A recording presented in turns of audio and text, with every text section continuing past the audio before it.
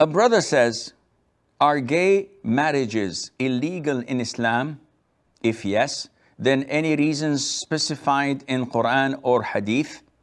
Now, probably this brother is not a Muslim, or he is a Muslim, but is confused due to the fact that he's living in a kafir country, and most kafir countries promote homosexuality, LGBT, etc. I think they've added a Q to that LGBTQ, or the alphabet in general, I don't know. But homosexuality is prohibited in the Bible. So Jews, Christians, and the Muslims all agree that homosexuality is a major sin and it is prohibited.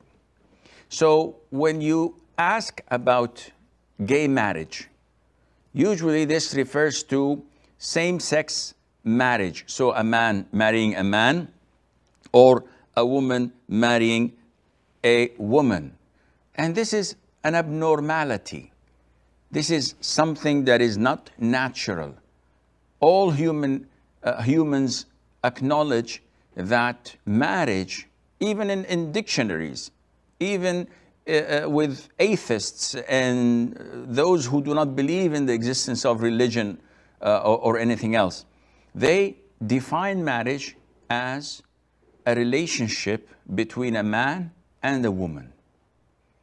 To have a relationship between a man and a man, or a woman and a woman, this is not marriage. This is homosexuality, and it's a major sin in Islam.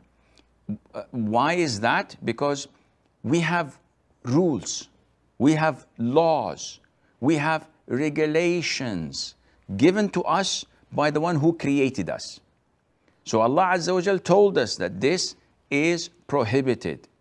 We're told in the Bible, we're told in the Qur'an, that the village of Sodom was devastated, was totally destroyed, and the people annihilated because they used to commit the sin of homosexuality.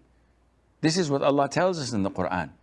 So, as a Muslim, I do not believe in man-made laws.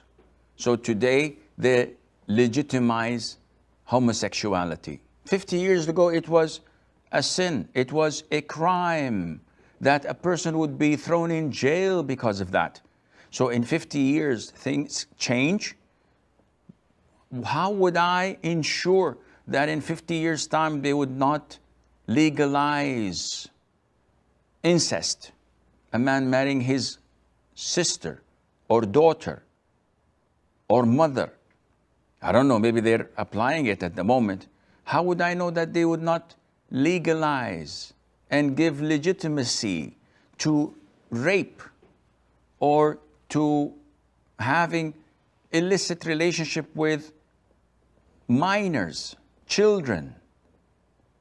And it goes on and on. And this is why, as Muslims, we believe that the rule should be only to Allah the Almighty, the one who created the heavens and the earth, who created us and knows what is best for us.